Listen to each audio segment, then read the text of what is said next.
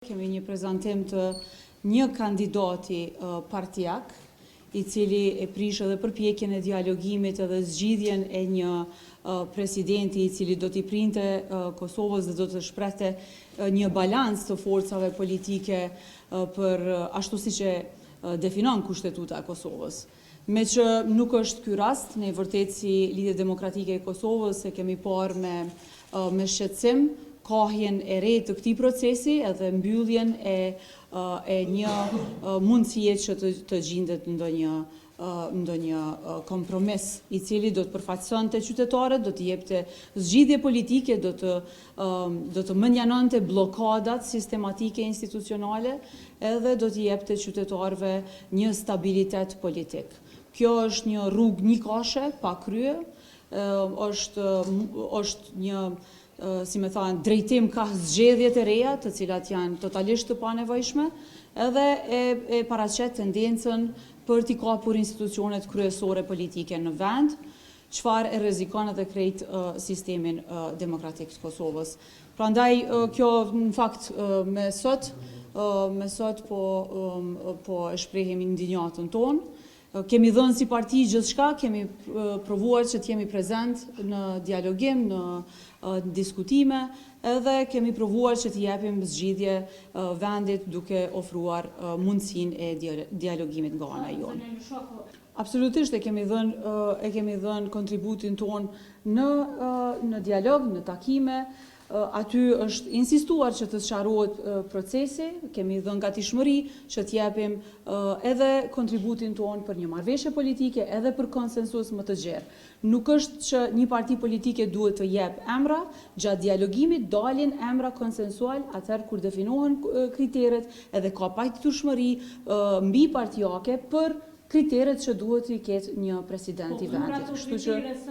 po, absolutisht pajtohem, I takon partisë më të madhe që I ka votat për të kontribuar edhe për të dhënë versionet e saj. Por, gjithsesi ka pasur një dakordim që imponim të emrave një anshëm nga një parti politike të mos ketë. Pra që kohë sa emrat nuk janë konsensuar dhe nuk janë të dakorduar me një marrëveshje politike, ne nuk marrim. Këtu janë tash situata hipotetike, ne do të shohim në të ardhmen se si do të zhvillohen ngjarjet politike. Ajo që është tepër e rëndësishme është që mundësitë si parti politike për të krijuar stabilitet politik, për të mirëmbajtur institucionet, t'i dalim LDK-ja është shtëpi e madhe, kështu që ne shohim edhe bëjmë se cili përfaqëson vlerat politike, duhet gjithmonë të qëndrojmë brenda vlerave të cilat ne I përfaqësojmë ideologjive tona në parti politike ka ideologji dakordime kur I takon një bloku politik, je gjithmonë I mirëseardhur në një shtëpi, po tani nuk është diçka që e përcaktoj as unë, e përcakton antarësia e LDK-s, e përcakton vullneti, është vullnet politik, po kjo I takon së ardhmes. Të kishim kandidatin tonë me nënshkrimet tona, po të kishim më shumë deputet, kështu që ne nuk mund të kandidojmë kandidatë të tjerë për aq sa nuk e kemi. Ata mund t'i paraqesin, I kanë 66 deputet, mund t'i paraqesin edhe 2 kandidaturat të tyre, mund të paraqesin edhe zonin Osmani në këtë radhë. Emrat të përveçshëm nuk janë diskutuar për aq sa unë jam e informuar, prandaj nuk dëshiroj këtu që t'jap edhe hipotetikisht situata. Tani ne do ta shqyrtojmë kandidaturën me që është në fjalë, do të marrim qëndrim se çfarë do të jetë sjellja jonë brenda seancës, po deri në kohën ose deri në momentin që nuk kemi pasur emra zyrtarisht, ne nuk mund të them zyrtarisht se çfarë qëndrimi kemi për një person apo një tjetër. Afatet kushtetuese janë të qarta, kushtetuta është tejet e qartë, nuk ka paqartësi,